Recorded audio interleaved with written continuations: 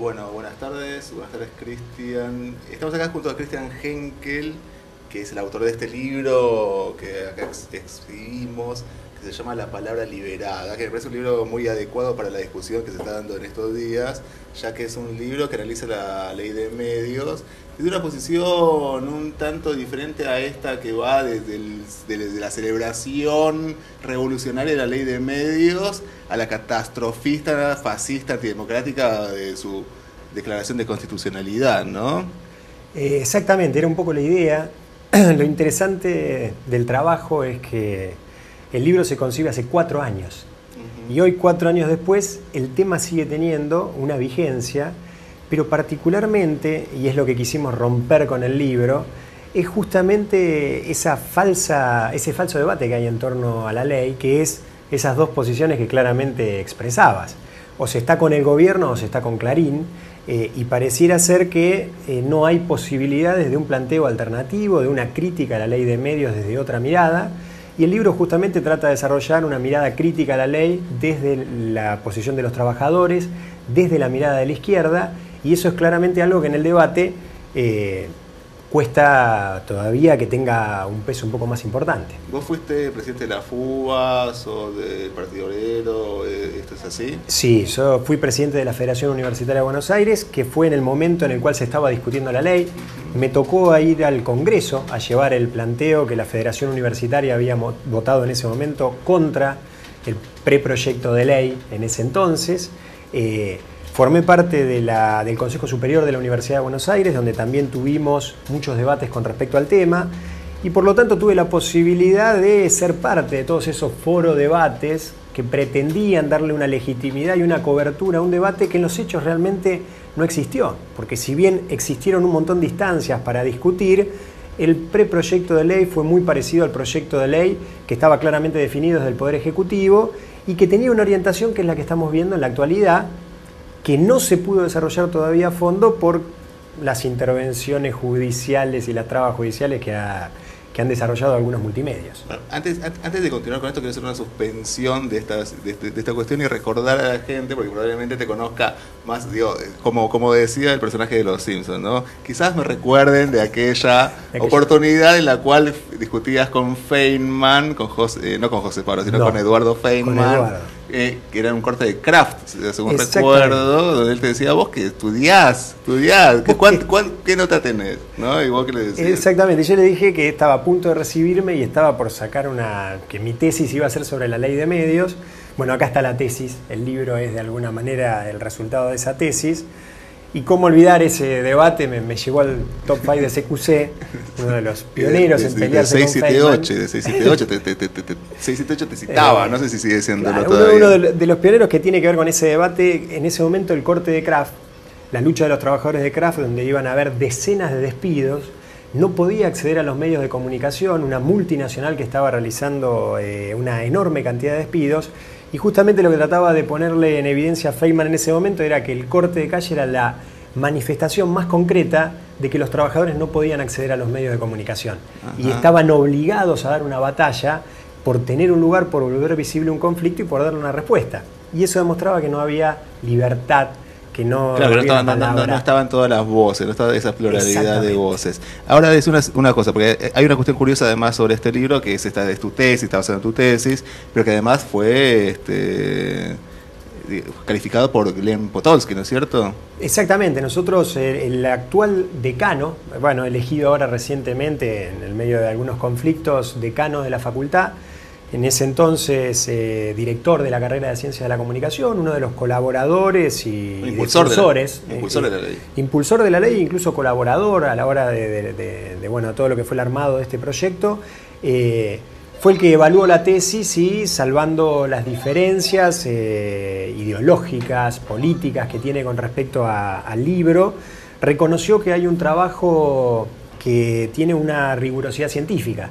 No es menor el hecho de que el libro haya sido publicado por Eudeva, que también tiene tribunales que se encargan de evaluar la pertinencia o no de un material que, más allá del debate político, cumple con todos los rigores científicos, que a nosotros nos da un enorme orgullo, porque es poder llevar una batalla política también al terreno cultural, también al terreno académico y en ese terreno poder desarrollar el debate político. Bueno, vamos al tema de la ley de medios.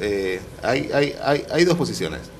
Primero, vamos por la posición de la Corpo, ¿no? Clarín señala que este es un avance, más o menos a grandes rasgos, exageradamente, del fascismo, ¿entendés? Se quiere cortar la libertad de expresión, se quiere cortar la democracia y se quiere encerrar una voz opositora a través de esta ley que le quita una serie de señales, o intenta hacer eso, para que no pueda haber ahí un resguardo de la voz opositora. ¿Qué pensás sobre esta posición? No, en principio claramente estoy en contra de esa visión. La particularidad es que lo que plantea Clarín y una de las cosas que resuelve el fallo que sale en la actualidad tiene que ver con el hecho de que Clarín plantea que si no tiene la dimensión, la extensión, el tamaño que tiene en la actualidad, no puede hacerle frente a la situación del mercado y por lo tanto está obligado y condicionado a vivir de la publicidad oficial. Esa razón es la que dice Clarín, argumenta Clarín para decir tengo que tener este tamaño porque es lo que me permite independencia del Estado, que a través de la publicidad oficial me puede regimentar lo que voy a decir. Los medios que son más chiquititos están atados justamente a esa tensión que existe entre la publicidad oficial y la publicidad privada. Nosotros partimos de un planteo diferente, que es que incluso cuestionamos el control privado de los medios de comunicación, consideramos que el conjunto de los medios tienen que estar en manos del Estado y que deben ser las organizaciones sociales, políticas, culturales, deportivas, los que tienen que ser productores de contenidos y que tienen que discutir los contenidos en los medios. Discúlpame, para que entienda bien la posición. ¿Vos estás a favor de la estatización de los medios de comunicación? De los medios materiales de los medios de comunicación, es decir, de las antenas, de los canales, de las cámaras, de todos los recursos que permiten producir la palabra. Pero esa palabra no tiene que ser producida por el Estado. Por eso nosotros nos oponemos fuertemente al hecho de que, incluso criticamos la idea de que los medios en manos del Estado, pero el Estado como productor de contenidos, como es hoy Canal 7, como es hoy Radio Nacional, es algo superador a los medios en manos de los grupos privados. Porque en última instancia ambos defienden una visión de los hechos y la visión del Estado es una visión también parcializada, la del gobierno de turno, y la de los medios de comunicación privados, la del grupo económico que esté por detrás de ellos.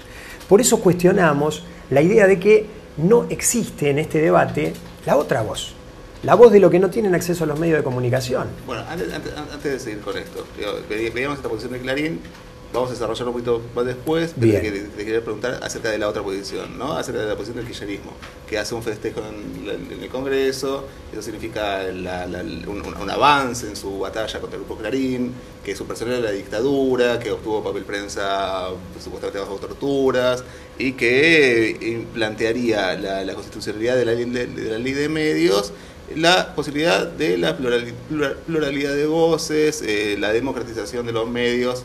¿Qué pensás de esto? Es muy interesante lo que planteas. Por dos razones. El gobierno hace 4 años que ya tiene la ley de medios sancionada y está en funcionamiento. Y de hace 4 años a esta parte no existe nada que pueda ser percibido por el conjunto de la población como un verdadero cambio. Cuando vamos a la publicidad aparece un cartelito que nos dice tanda publicitaria, cierre de tanda publicitaria, pero cuestiones que no hacen a ninguna cuestión. El gobierno ha encubierto, detrás del recurso de amparo que presentó Clarín, el proceso de implementación de la ley de medios y por lo tanto hoy la mayoría de las radios comunitarias no tienen todavía su licencia. Los medios alternativos no han podido acceder a la producción de contenidos. En la ley no hay un solo renglón, uno solo, que plantee la defensa de los derechos de los trabajadores de los medios de comunicación. Por eso mismo ahora es sorprendente que dentro del fallo aparezca un señalamiento de que está la posibilidad de ahorrar costos para los medios a partir del despido de los trabajadores.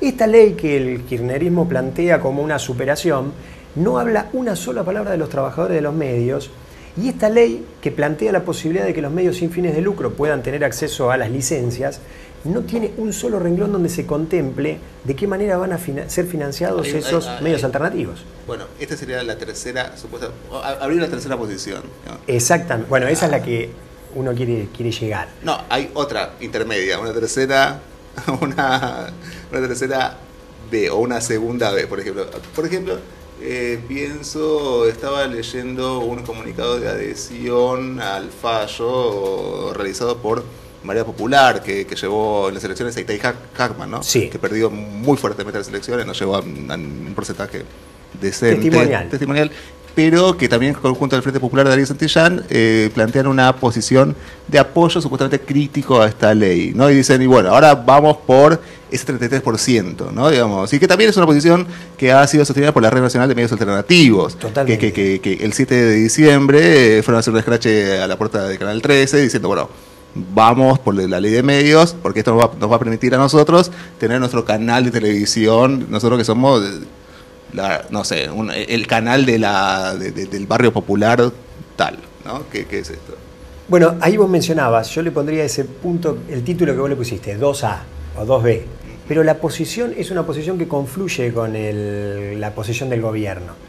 Porque todos esos grupos, esas organizaciones, nosotros hemos tenido un fuerte debate, le dedicamos un capítulo en el libro a justamente hablar de los medios alternativos, donde señalamos que los medios alternativos existen en el país desde la vuelta a la democracia, existen desde antes, pero supongamos de la vuelta a la democracia tienen una fisonomía en la cual han tenido que luchar por su permanencia, porque eran proclives de ser expropiados por no tener justamente la licencia. Y durante 30 años, esos medios alternativos han existido, han ganado un lugar y tenemos ejemplos muy importantes, Radio La Tribu, por ejemplo, muy importantes, que cómo han sobrevivido a partir de la lucha política y a partir de la organización. Y ese es el camino por el cual han conseguido poder acceder a la palabra. La nueva ley de medios abre un solo punto de ventaja para todos estos sectores, que es que ahora pueden llegar a tener la licencia, pero no contempla en ninguno de sus articulados cómo van a ser financiados. Por lo tanto, esa licencia los larga al mercado a salir a competir por la publicidad privada o por la publicidad del Estado. Y por lo tanto, esa independencia política entra en jaque. Y además, lo que vamos a tener es que el gobierno ha hecho una encuesta, no es una encuesta, me sale encuesta, pero digo, ha registrado todos los medios alternativos porque ha dado un plazo para un censo, para ver cuánto hay para repartir dentro de ese 33%, lo cual ya es una concesión por parte de los medios alternativos, porque ¿por qué tengo que tener solamente el 33% del espectro los medios alternativos, comunitarios, populares? Bueno, ahora no tendría nada. Ahora no tendrían nada, pero ya de entrada empezamos a discutir por un número. Segundo, dentro de ese espacio alternativo, sin fines de lucro, entra la iglesia. Dentro de ese espacio alternativo sin fines de lucro entran los sindicatos. Cuando entran los sindicatos, entra la voz de los burócratas sindicales. Dentro de ese espacio sin fines de lucro entran las ONG. Por lo tanto, entran también lo que puede llegar a ser las fundaciones. La Fundación Noble, por ejemplo. Toda esa ambigüedad es la que permite que hasta el día de hoy, entre idas y vueltas, el 99% de las licencias todavía no hayan sido entregadas. Además, una cuestión que se puede pensar es que la ley de medios es un tanto anticuada en un sentido, ¿no es cierto? Desde que salió. No legisla sobre nada que tenga que ver con lo digital. Bueno, por eso. Y además no tiene en cuenta esta cuestión. Digamos, llevar adelante un canal de televisión no es algo que se puede hacer mediante la voluntad, ni la militancia, ni la organización, ni la lucha, digamos, sino que se hace con guita. Exacto. Y es mucha guita. Entonces, si un sindicato puede hacerlo, de hecho, Construir TV, el canal de la UOCRA, existe, ¿no? Lo ven 3 personas, me imagino yo, pero existe. ¿Tenés una idea de cuánta plata lleva? Lo que pide el Estado solamente para poder acceder a un pliego que te permita al pliego solamente son alrededor de 100.000 pesos, de los cuales se pide un patrimonio de unos 25.000 pesos por mes que vos puedas demostrar como posibilidad de inversión. Y por lo tanto estamos hablando de un patrimonio altísimo, estamos hablando de aproximadamente 1 millón de pesos que vos tenés que demostrar en un año que podés manejar para poder tener acceso a una... Vos estás ahí contando también, digamos, los cánones que se pagan para ingresar al satélite y este tipo de cuestiones. Sí, pero acá en realidad te dan una licencia en la cual vos podrías acceder ahí al mercado digital. Ahora se está desarrollando todos estos canales digitales la nuevos. TDA. Exactamente. Y desde esa manera poder acceder. Pero hubo 2 licitaciones. Como vos decías, se presentó Construir TV y se presentó un canal de polo. No se presentó más nadie, porque realmente tener los recursos para poder acceder a esto es muy fuerte. Yo acabo de venir de presentar el libro en Córdoba y se acercaron unas radios comunitarias, populares, que ellos decían, parte del financiamiento nuestro es del Estado. Y otra parte del financiamiento es privado. Ellos salieron a denunciar cómo un sector de countries tienen unas grandes bombas que juntan agua para las piletas, para el agua del country, y los barrios de la zona se quedaban sin agua. Cuando sale esta denuncia en la radio, uno de los auspiciantes es una gran constructora dentro de la radio. Y le dijeron que si seguían hablando de eso se acababa la publicidad. Esta radio desesperada porque Radio Chica, el 40% del ingreso formaba parte de esta constructora. Lo cual muestra esa cuestión de que la independencia política es fundamental. Si no estás atado a lo privado, estás atado al Estado, y hoy una de las cuestiones que cuando vos decís que la ley en ese sentido entra obsoleta, yo creo que en realidad eso no tiene que ver con la obsolescencia de la ley, sino que es algo intencional. La posibilidad del Estado de, primero, cooptar, garantizarse una adhesión a cambio de la licencia. Y en segunda instancia, la publicidad oficial como garantía de poder regimentar a medios que tienen muchas dificultades para poder sobrevivir de forma independiente. Bueno, ahí hay otro tema, ¿no? Porque está esta cuestión. Clarín señala, y te pregunto a vos si tenés algún tipo de coincidencia o no con este punto, o a la gente que es partidaria, o la gente que está en contra, que piensa que el gobierno, o el Estado, a través de su gobierno, intenta hacer una especie de monopolio de las voces, en lugar de esta lamentada pluralidad de voces. Pareciera ser que podría tener un cierto fundamento esta posición, pero quisiera conocer tu opinión. Totalmente. Si uno quiere sacar un balance de estos 4 últimos años, lo que ha crecido claramente son la cantidad de medios alineados con el gobierno. Muchos medios que formaban parte de grupos empresariales, que se han alineado directamente, otros que están coqueteando y que buscan la posibilidad de que ante un desguace de Clarín se vean beneficiados, y después una gran cantidad de medios que han sido creados directamente por testaferros del gobierno, ahí está el grupo Spolky y demás, pero a lo que hay que sumarle los medios del Estado, porque la fisonomía que tienen los medios del Estado es de carácter pura y exclusivamente gubernamental. Va a ser interesante ver qué dice el gobierno ahora, porque algo que es completamente nefasto, decir que ellos utilizan el canal gubernamental para hacer propaganda política partidaria del gobierno, porque del otro lado está la presencia de Clarín. Uno se imagina qué pasa si desaparece Clarín, desaparece 678. Si desaparece Clarín, Canal 7 ahora se democratiza y va a ser la panacea de la libertad. No, también hay que relativizar esto, ¿no? Porque quizás Clarín no desaparezca, sino que le pasen la licencia. Obvio, estoy exagerando, porque si hay algo claro que ya se está viendo, es que, y Sabatella esto lo propuso hace ya varios meses, después del 7D, es un acuerdo al Grupo Clarín, que es el acuerdo que se le ha propuesto también a los otros grandes grupos que excedían la cantidad de licencias, que es la figura del testaferro. Es decir, la posibilidad de que un dueño de medios que se exceda en licencia le deje a sus hijos, a sus primos, a sus tíos o a cualquier persona el conjunto de las licencias que sobran. Por lo tanto, lo que se crearían son nuevos medios, pero la palabra seguiría estando concentrada detrás de los mismos intereses políticos. Bueno, esto también, ahora te comento, pero digo, esto ¿Cuál es el debate ahí? No, esto es Bárbara Vila siendo la nueva empresaria de Medios Oscar. Podría ser ahora Marcela Noble o Felipe Noble, Herrera, quiero decir, perdón, ¿no? Heredando, sí. O el fondo de inversión Fintech, ¿no? Que es un socio minoritario de Clarín, además que Sabatella ayer le dijo directamente. Sí, que ahí lo que hay que explorar detrás de ese fondo es que ese fondo es un grupo minoritario dentro de Clarín que tiene algunas ligazones con el gobierno, particularmente en el tema de la renegociación de la deuda, y ahí hay que ver si no es justamente una cuña dentro del grupo Clarín. Bueno, vos decías, mi posición es esta, ¿no? Digamos que haya una propiedad estatal de los medios materiales que dan lugar a los medios de comunicación y que la sociedad sea la encargada de tener la voz a través de sus partidos, organizaciones, ¿no? Organizaciones culturales, deportivas, etcétera. Exactamente. Esta es una posición, uno diría, bueno, pero acá te están planteando esto, te están planteando el estado actual de las cosas, que es la ley de la dictadura, y te están planteando esta ley que es un avance y que va a sacarle una posición dominante a Clarín en el mercado de los medios, y vos me salís con una tercera posición que es utópica e imposible de aplicar ahora. Bueno, ahí tenemos el debate. si no se puede plantearlo, digamos, primero que no es utópica.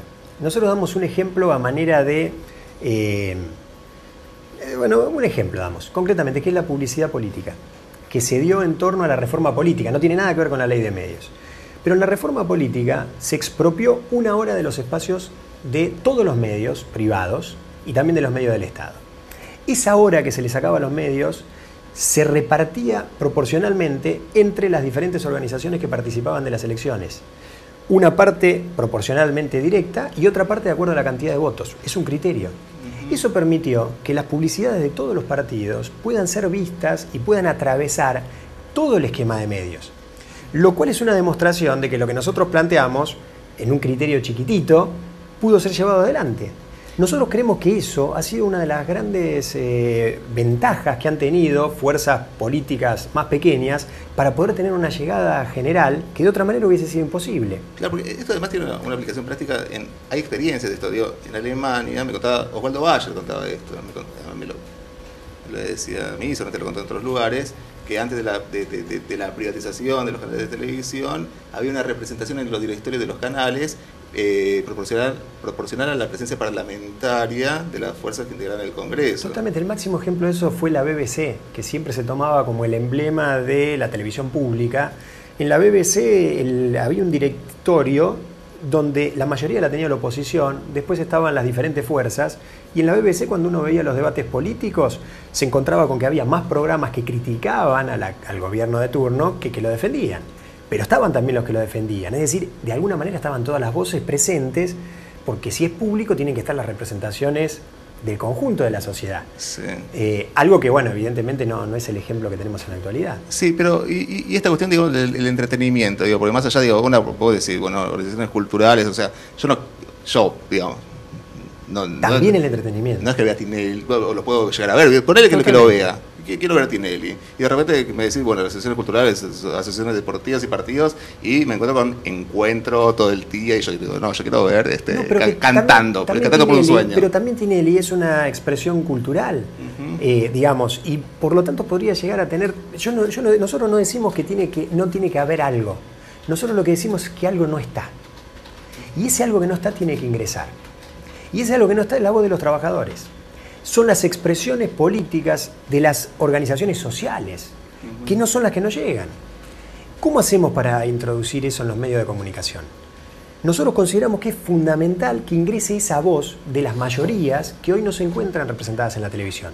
Esas mayorías no necesariamente tienen que entrar a costa de alguien, pero inevitablemente para entrar tiene que ser rediscutido todo el esquema, no solamente... digamos... Sí, perfecto. ¿Y qué financiaría Dulce Amor? El Estado. Porque, digamos, hoy el Estado pierde mucha plata en el financiamiento de los medios públicos. Y sin embargo no tienen un carácter público.